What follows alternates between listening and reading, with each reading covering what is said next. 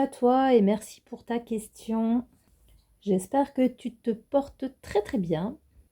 Je t'ai préparé un tirage en 22 sous-questions pour répondre à tes interrogations sur ta vie familiale et professionnelle.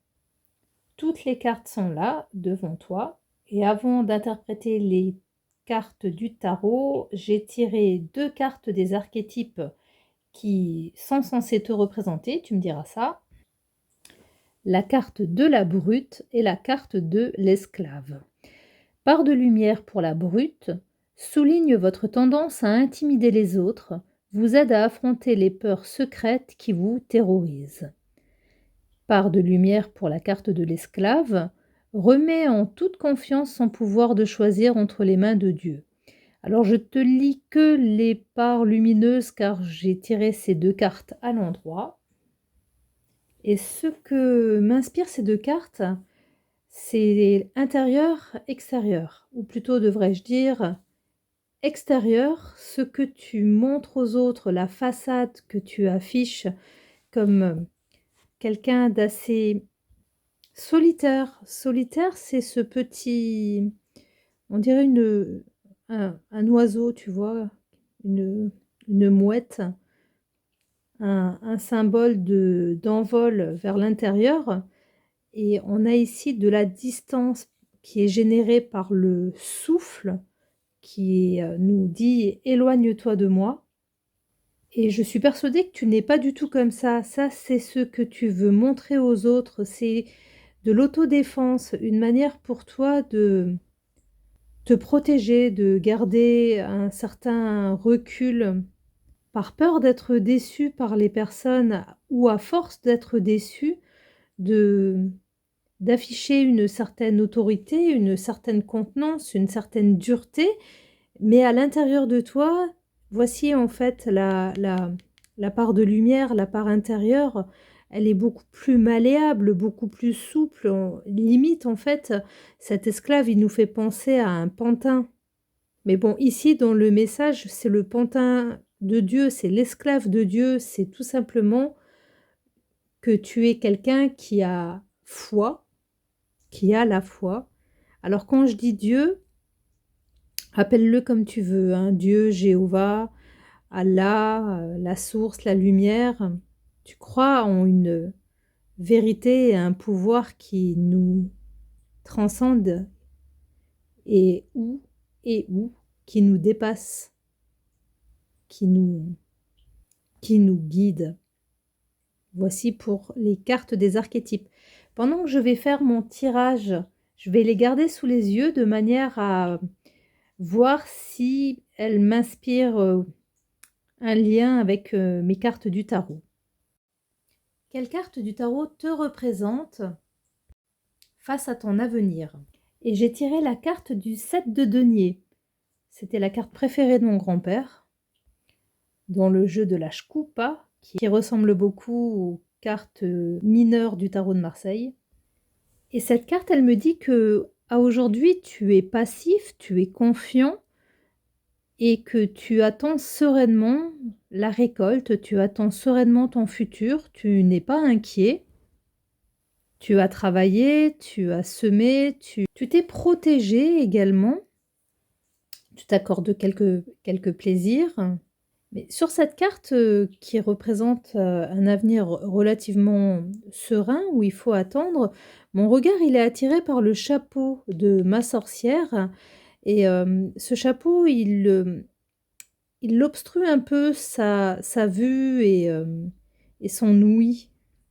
Son audition, ça l'isole quand même, cette magnifique sorcière, cette magnifique carte. Donc la carte du tarot qui représente ta position actuelle face à ton avenir, tu es confiant et dans l'attente.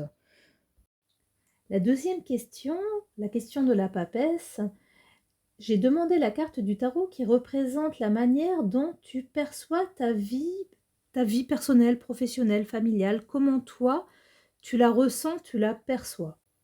Et voici le 8 d'épée associé à l'arcane majeur, le diable. Je te rappelle qu'il n'y a aucune mauvaise carte dans le tarot.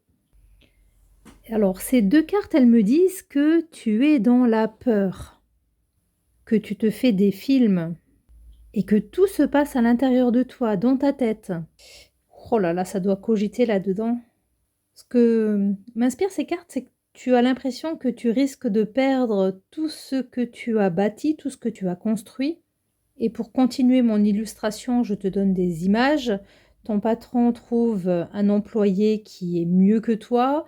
Ta femme se fait séduire par quelqu'un d'autre. Tes enfants trouvent que le papa d'un tel, c'est un meilleur papa que toi et que du coup, ils voudraient que tu ne sois plus leur papa. Mais tout ça, c'est dans ta tête. Il faut que tu enlèves les œillères, tu vois, la prison, elle est mentale. Si tu veux que cela se passe bien, aie une meilleure opinion de toi-même et arrête avec tes idées macabres. Je ne sais pas pourquoi je me suis emportée, excuse-moi. Je continue. Voici la carte de l'impératrice.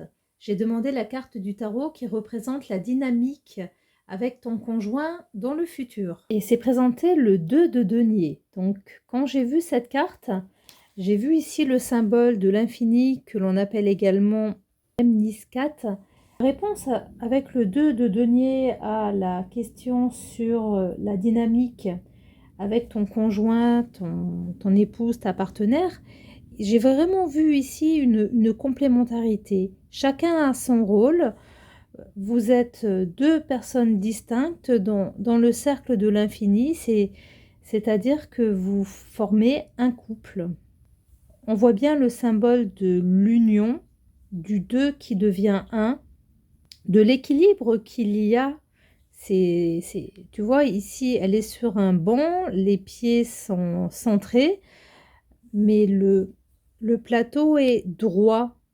Enfin, plus ou moins, en fait. Ce que je veux dire, en fait, c'est que c'est pas un qui domine par rapport à l'autre. Donc, il y a vraiment une image de complémentarité par rapport à cette question et dans la réponse qui est donnée au travers du 2 de denier. Il y a écrit 2 de pentacle parce que en fonction des jeux, tu as des deniers, des pentacles, les noms varient, mais la carte reste la même à un dessin près, on va dire. La dynamique avec ton partenaire, elle est donc équilibrée. Voici la réponse de la carte de l'impératrice par rapport à l'évolution future de ton couple. La question à l'empereur, quelle carte du tarot représente la stabilité que tu peux construire autour de ta vie familiale? C'est présenté la reine d'épée. Alors, je vois cette carte comme une carte qui indique une autorité douce. Nous avons ici la sagesse, si on peut imager, c'est l'image de toute manière le tarot, avec ses cheveux gris, la force, la droiture avec l'épée, elle tient la plume de la connaissance, de l'écriture. Cela veut dire, au vu de ces 3 éléments que je viens de te citer, qu'elle ne prendra pas des décisions hâtives sans avoir pris le temps d'analyser, d'observer, de réfléchir.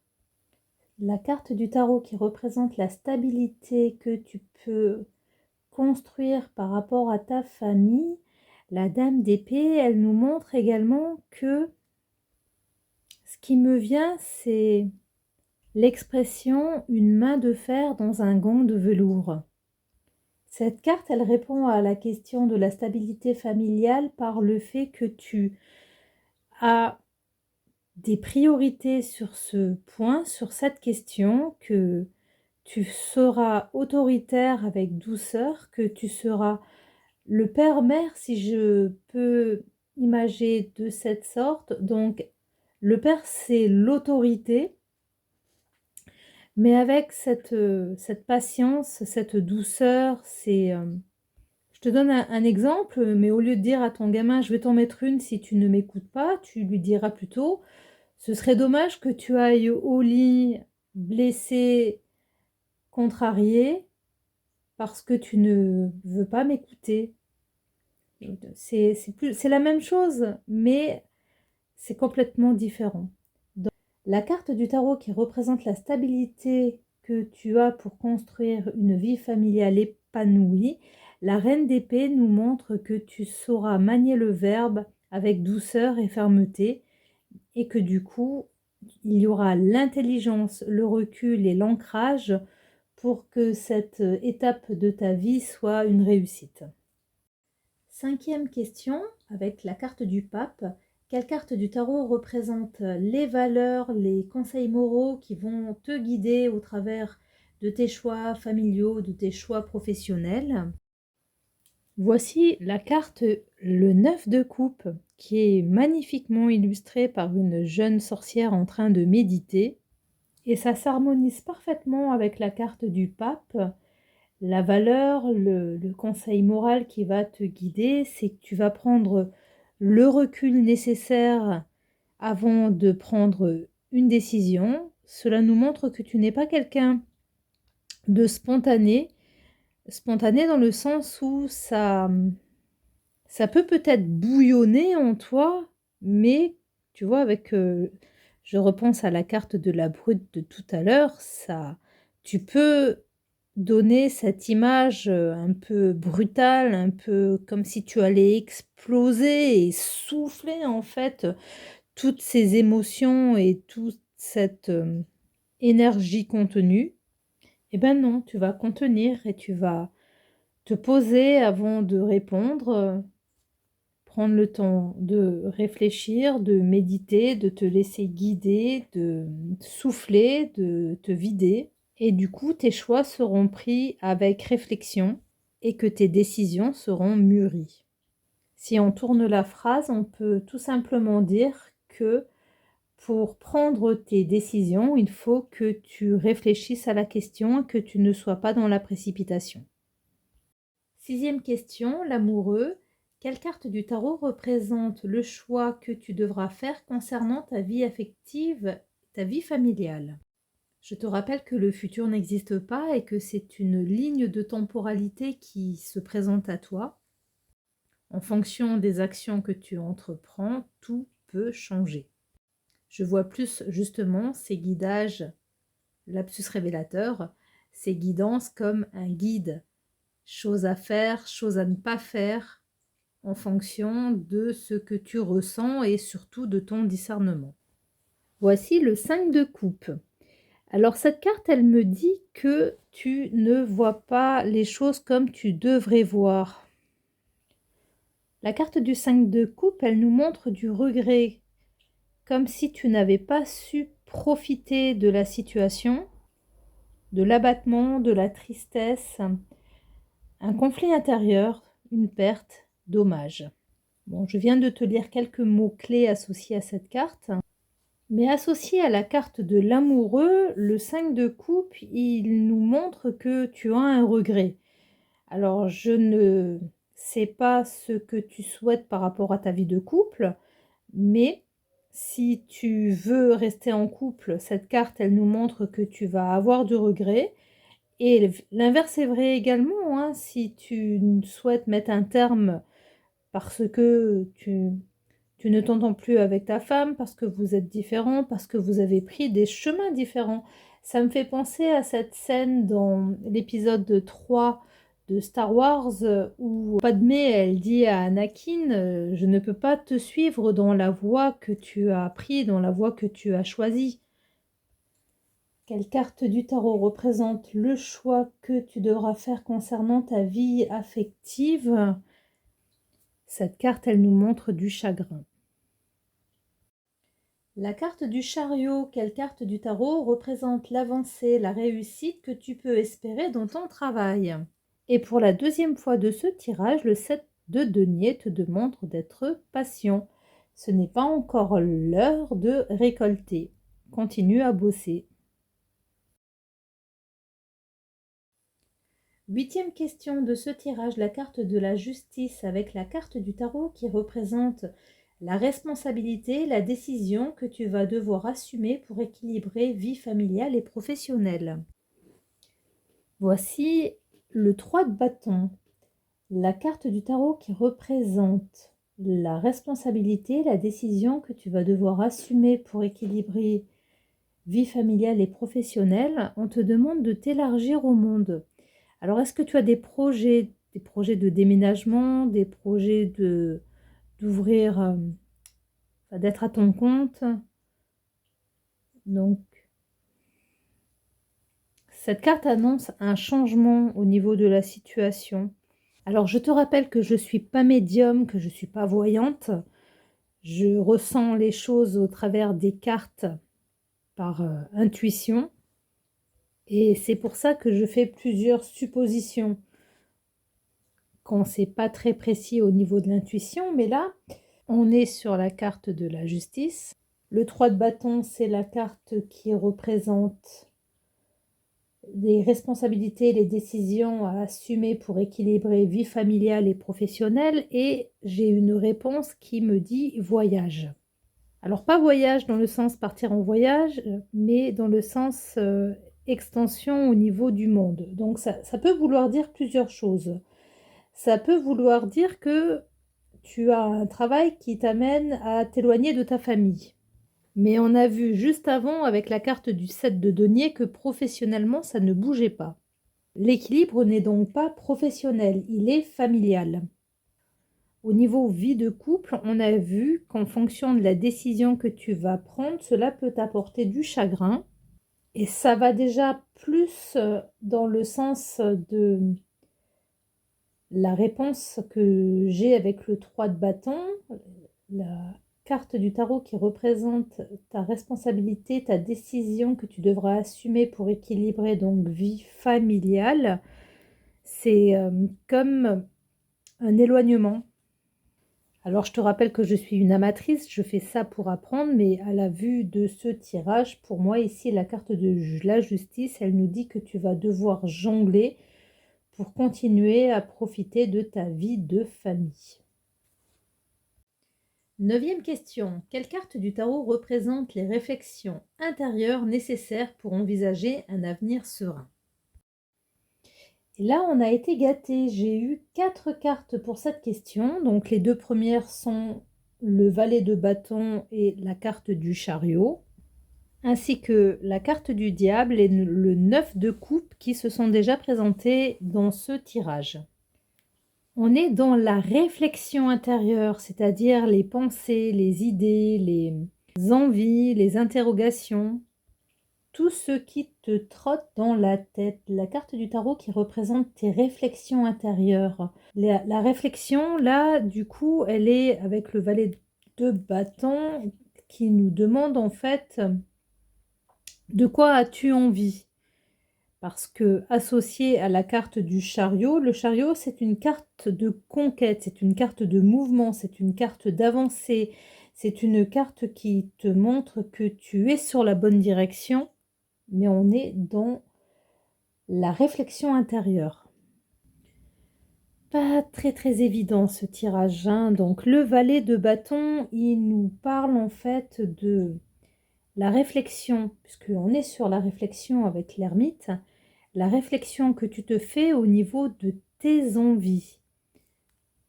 C'est un peu comme si tu étais à la croisée des chemins, c'est bien montré avec la carte du chariot, et que 2 routes s'offrent à toi. D'un côté, la route du diable où tu succombes à tes tentations, où tu envoies tout en l'air, tu envoies tout bouler, tu fais all-in, comme au poker. Et au contraire, de l'autre côté, en fait, tu as la route de tu es posé, tu es dans la réflexion, tu es stratégique, tu analyses, tu prends ton temps, tu médites. Alors, nous sommes avec l'ermite, la carte du tarot qui représente les réflexions intérieures nécessaires pour envisager un avenir serein. Pour envisager un avenir serein, déjà, il faut que tu demandes de quoi, toi, maintenant, tu as envie. Quelle est la route que tu veux prendre? Et puis après, analyser les options qui s'offrent à toi. Je continue. La 7e question, la roue de fortune. Quelle carte du tarot représente les changements imprévus qui peuvent influencer ton environnement familial ou professionnel? 7 d'épée. Voici la fourberie à l'œuvre, à l'action. Alors pourquoi je dis cela? Je la prends rarement au sens propre, cette carte. Mais là, Il y a anguille sous roche. Alors pourquoi je dis ça? On est sur la question de la roue de fortune. La roue de fortune, quelque part, c'est la carte où, comme ça, d'un coup, tout bascule, tout change. À mes yeux, à mon niveau, il y a deux cartes qui sont significatives de changements importants et imprévus. Dans le tarot, c'est la roue de fortune et tout à l'heure, on verra la carte de la maison Dieu. Donc là, nous sommes sur les changements imprévus qui peuvent advenir dans ton futur. Et on voit l'image d'une voleuse. Je ne sais pas si tu as vu le film Night Watch, Day Watch, c'est des films russes, je te les recommande si tu ne les as pas vus. Dans une scène de ce film, tu vois, je ne sais plus si c'est un homme ou une femme qui a des jumeaux, un de chaque côté, il me semble, et les deux sont en train de lui chuchoter des choses à l'oreille, de lui remplir la tête. C'est un peu ce que je ressens ici avec le 7 d'épée, dans le sens où alors, ou toi, ou ton épouse, il y en a un des deux qui va se faire influencer, qui va se faire remplir la tête de conneries, et cela peut impacter l'environnement familial. Tu sais, un peu comme le mauvais pote qui te donne des conseils à la con parce que inconsciemment, il en a peut-être marre d'être le seul célibataire du groupe. Il ne le fait pas consciencieusement, il ne le fait pas avec réflexion, mais il t'amène à voir les choses de son point de vue qui n'est pas adapté au tien puisqu'il ne vit pas du tout la même situation que toi. C'est vraiment ce que je ressens ici avec le 7 d'épée. Et je te donne un autre exemple très bête, hein. Moi qui te fais ce tirage, je peux être porteuse de mauvaises influences par rapport aux conseils que je te donne. La guidance ne m'a pas dit qu'il ne fallait pas que je te fasse ce tirage, que tout va bien, mais garde ton discernement par rapport à ce que je te dis puisque l'avenir n'existe pas. Et les cartes, pour donner cet exemple, sont un fil conducteur qui te permettent de prendre un tournant, de montrer qu'il y a un obstacle à franchir. J'ai vraiment vu cette image du cheval de course qui ne s'attend pas à l'obstacle. Donc là, avec les cartes, par exemple, c'est essayer de te montrer où sont les pièges qui peuvent survenir sur ta route, mais rien n'est figé, rien n'est déterminé. Donc, pour répondre et terminer avec la question de la route de fortune, quelle carte du tarot représente les changements imprévus qui peuvent influencer ton environnement familial et professionnel? Moi, ce que j'ai perçu au travers de ce 7 d'épée, c'est de faire attention aux mauvaises influences et du coup de surveiller également les fréquentations des membres de ta famille. 11e sous-question pour ton tirage sur ton avenir professionnel et familial avec l'arcane de la force, la question de la force, et la carte du tarot qui représente ta ressource intérieure que tu peux mobiliser pour surmonter tes futurs défis. Deux arcanes majeures, la carte de l'étoile et la carte du magicien. Donc le magicien ici dans ce tarot, c'est la carte du battleur dans un tarot de Marseille traditionnel. Alors c'est pas moi qui vais te l'interpréter, j'ai trouvé dans un livre ce positif du battleur et de l'étoile, une période de chance et d'optimisme. Vous serez entouré de joie, d'espoir et de fraternité. En prenant votre temps et en profitant de l'instant présent, le futur s'annonce très favorisé et ce dans tous les domaines de votre existence. Les métiers d'aide ou en relation avec les gens sont favorisés. D'une manière générale, toutes les activités de contact et de communication peuvent vous convenir. Si vous cherchez du travail, vous n'aurez pas de gros efforts à fournir pour en trouver. Vous pouvez être aidé dans vos recherches par des amis ou de la famille et vous n'aurez pas de grandes difficultés pour séduire les employeurs. La période affective relève plus de l'amitié que du véritable amour. L'importance de la famille est prioritaire.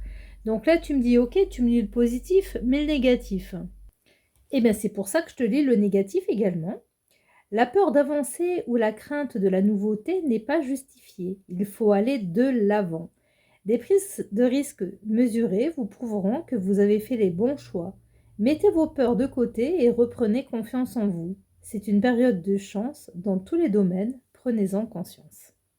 Et tu vois, ces deux cartes, elles me font penser à la carte de l'esclave à la carte des archétypes qui te dit: remets en toute confiance son pouvoir de choisir entre les mains de Dieu. Donc cette carte des archétypes, elle veut dire également qu'il faut être dans le move, c'est-à-dire qu'il ne faut pas être à contre-courant. Je fais des fils de semaine, je ne sais pas si tu as regardé ça sur ma chaîne, mais on a eu un message qui nous disait que quand tu es jeune, quand tu es vieux, quand tu es malade, quand tu es en forme, tu es en forme. En gros, qu'il ne faut pas lutter contre ce que l'on est au moment où on l'est, puisque on l'est. Donc, ça veut dire qu'il ne faut pas être à contre-courant de ses émotions et de soi-même. Donc, ce que j'essaye de te faire passer comme message, c'est qu'il faut accepter les choses, il ne faut pas lutter contre, mais qu'il faut également avoir confiance dans le fait que nous sommes, si nous mettons, ou plutôt si nous demandons à notre guidance de nous montrer la voie et que nous faisons confiance, ça ne peut que aller comme ces deux cartes de force que tu as entendu s'exprimer pour ton intermédiaire. J'espère que j'ai été claire. 12e question avec l'arcane du pendu. La carte du tarot qui représente ta situation qui demande patience, qui demande remise en question concernant ta famille ou ton travail. On va chercher ça ensemble. Cavalier de bâton. Je te réponds avec mon ressenti au niveau du cavalier de bâton. Tu vois, c'est comme si les montagnes qui étaient sur cette carte, elles représentaient une frontière à ne pas franchir, avec le dragon au-dessus pour la protéger, cette frontière. La situation qui demande patience, c'est à mon avis sur le plan professionnel. On l'a vu tout à l'heure également avec le 7 de denier, le setto bello, comme disait l'ancêtre, qui, associé au cavalier de bâton, nous montre que tu dois mettre une bride à ton cheval. Décidément, je ne sais pas pourquoi, mais sur ce tirage, c'est assez porté au niveau équestre. Je ne sais pas quelles sont les opportunités professionnelles qui sont à toi aujourd'hui en fonction du poste que tu occupes dans la société qui t'emploie, mais tu ne passeras pas demain sur un profil, un poste supérieur. 13e question avec l'arcane son nom. Quelle carte du tarot représente la transformation essentielle pour ton avenir? Voici la carte du 6 d'épée et cette carte, elle me dit que tu as besoin de prendre un peu le large, de prendre un peu des vacances, mais pas forcément des vacances familiales, des vacances personnelles. Tu as besoin de te retrouver. Alors te retrouver, il y a deux manières de prendre des vacances et de se retrouver. C'est aller passer ne serait-ce qu'une nuit chez un pote ou dans la famille, mais seul, sans femme, sans enfant, seul. Ou alors, mais ça prend beaucoup plus de temps qu'une nuit, sauf si tu as un gros vénard, faire un gros travail d'introspection qui peut être, alors c'est vrai que c'est mon dada et que je le dis à quasiment chaque tirage, essayer d'entrer en toi, essayer de méditer, essayer en fait de savoir qui tu es, mais qui tu es toi, ne pas laisser parler ton mental, ne pas laisser parler Calimero à l'intérieur de toi ou le tyran à l'intérieur de toi ou la commère à l'intérieur de toi, mais vraiment ce que tu ressens, toi, qui tu es, toi. Bon, le plus simple quand même, c'est de prendre 2 nuits dans une chambre d'hôte et de se poser, et de réfléchir et de se reposer un petit peu. Quand on se pose des questions sur son avenir professionnel, son avenir familial, c'est qu'il y a quelque chose qui nous travaille. Et la meilleure manière de prendre du recul pour analyser ce qui nous titille, c'est de faire 3 pas en arrière, de se poser, de réfléchir, de se calmer. Tu vois, de souffler là, de se vider parce qu'il a les grosses joues, mais on a l'impression qu'il est en train de tout envoyer avec énormément de force. Mais c'est ça, c'est de se vider pour pouvoir ensuite repartir tranquillement. Donc à la question sur ta transformation essentielle pour ton avenir, c'est fait un petit break. C'est long, mais j'essaye de faire au complet. Voici la 14e question, la question de la tempérance. La carte du tarot qui représente l'équilibre que tu dois chercher entre ta vie professionnelle et ta vie familiale. 3 cartes. La carte de la tempérance qui se retrouve du coup dans sa maison, la dame de bâton et la carte des amoureux. Pour moi, l'équilibre, il est déjà là. Si j'analyse ces 3 cartes ensemble, je constate que tu as déjà fait le nécessaire pour l'équilibre entre ta vie familiale et ta vie professionnelle. À mes yeux, la carte de la tempérance dans sa maison nous montre que tu as déjà trouvé l'équilibre entre ta vie professionnelle et ta vie familiale. 15e question, le diable. Quelle carte du tarot représente les influences ou attachements à maîtriser pour préserver ton harmonie familiale? L'As de denier, deuxième carte importante quand tu joues à l'âge coupa. Là, c'est le 7 de denier, sont des cartes qui valent des points. Donc cette carte, elle est là pour nous montrer tout ce qui est terre à terre, tout ce qui est réel, solide, tout ce qui est financier. C'est assez simple, hein. La carte du tarot qui représente les influences à maîtriser pour préserver l'harmonie familiale, c'est qu'il faut que tu fasses rentrer du cash à la maison. Il faut des deniers, il faut que ça paye, il faut du flou, il faut de l'oseille. Il faut de la maille, quoi. 16e question, avec la carte du tarot qui représente la révélation ou le bouleversement qui peuvent advenir de manière inattendue pour ton futur proche. Alors, les cartes m'ont fait une réponse de Normand, dans le sens où elles m'ont présenté l'arcane majeur 10, celle de la roue de fortune. La roue de fortune, c'est une carte qui nous parle de roue qui tourne, de mouvement, de cycle de vie, de destinée, de tournant, donc de bouleversement, quoi qu'il advienne. Donc à cette question, à mes yeux, aujourd'hui, avec ma connaissance, je te réponds que je ne peux pas répondre. Ça peut être négatif, ça peut être positif, c'est un changement, mais lequel? 17e question, la question de l'étoile, avec la carte du tarot qui représente les espoirs, le soutien qui peuvent t'accompagner dans tes futurs projets. Et pour la deuxième fois de ce tirage, le valet de bâton vient s'exprimer.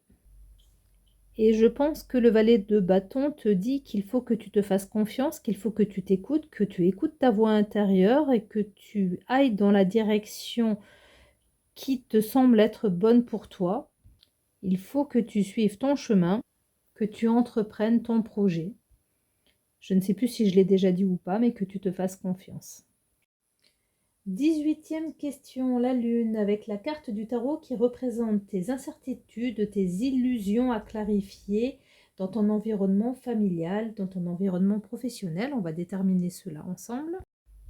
Et on revient à un environnement complètement matériel avec le roi de denier. Donc le roi de denier, c'est la carte de la richesse, la carte de réussite de projet, la carte qui te dit en fait que tout ce que tu touches se transforme en or, ou au contraire que l'inverse. Ce que je ressens avec ce roi de denier ici à cette position, c'est qu'on te reproche de ne pas faire rentrer suffisamment de sous-sous à la maison. La lune, c'est quand même la carte de... Ça peut être la carte de l'angoisse, la carte des illusions. Et la question était la carte qui représente tes incertitudes, tes illusions à clarifier dans ton environnement familial ou professionnel. Donc là derrière le roi de denier, on a la belle bâtisse, tu vois, elle est magnifique. On a la vache grasse, le gardien de la maison, le cake que je citais tout à l'heure, le gâteau. Donc les illusions ou incertitudes familiales, c'est par rapport à ta capacité à faire rentrer de la maille, alors j'ai envie de te dire légalement, à la maison. En gros, ça peut vouloir dire je ne reste pas avec toi parce que tu ne fais pas rentrer assez de cash.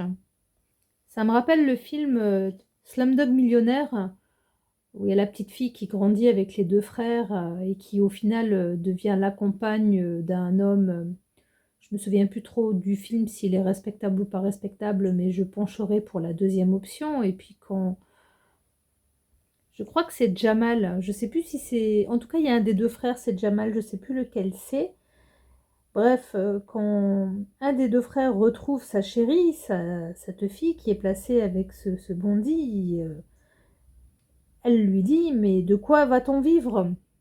J'ai cette image qui m'est remontée au niveau de cette question, avec les incertitudes ou illusions à clarifier, dans le sens, alors je te donne un très très gros exemple, hein, si tu dis à ta femme: «Voilà, moi je peux t'amener 5 000 € tous les mois», et elle te dit: «Non, moi je veux 50 000».